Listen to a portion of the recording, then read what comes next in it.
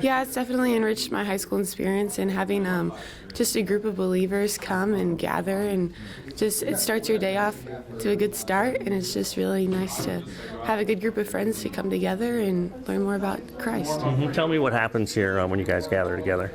We usually gather about 7 a.m. and we have donuts every Wednesday and chocolate milk, and then we usually read through a passage of the Bible, and then we talk about it into small groups, and sometimes we come back for a bigger discussion. It just depends. How meaningful is it that it's peer-to-peer, that you guys have done a great job with your leadership teams? I love that it's peer-to-peer because it just gives a greater opportunity to minister to these kids, and I love that it's with kids that you know, and it's not just an adult, and yeah, it's just a great experience. You've been very vocal with your faith, just talk about how you have found the realm of sport to be a great platform for that too. Yeah, for sure. I think actions speak louder than words, so I think just displaying actions on and off the court or on and off the field is huge, and just setting an example for others. And a couple of the leaders I didn't really know that well before FCA, and it's been really nice to get to know them and just get to see like this side of them, and in the meetings they're very vocal about what they want and how they want to get things done.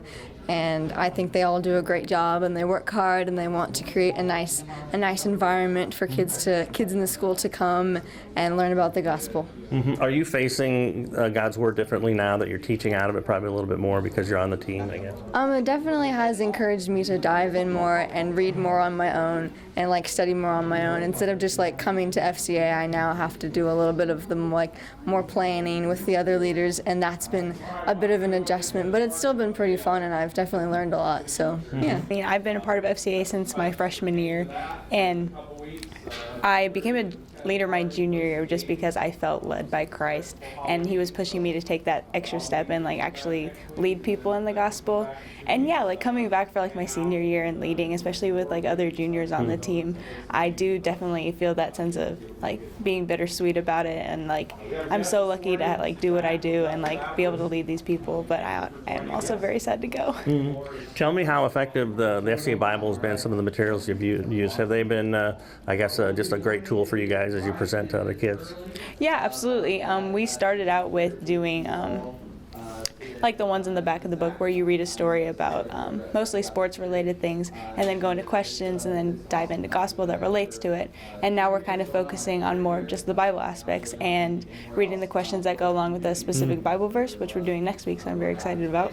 I feel like being a leader has changed a lot for me with FCA and just things like that, because I felt like I never really needed to dive in extra and deeper into the Bible, but now that I'm with the planning and I have to help them plan what we're doing every week, and it's really made my understanding of the Bible more advanced, because a little more advanced, because I feel like I've had to dive in deeper and fully understand and be able to explain to people why things were like that, and I think it's really beneficial.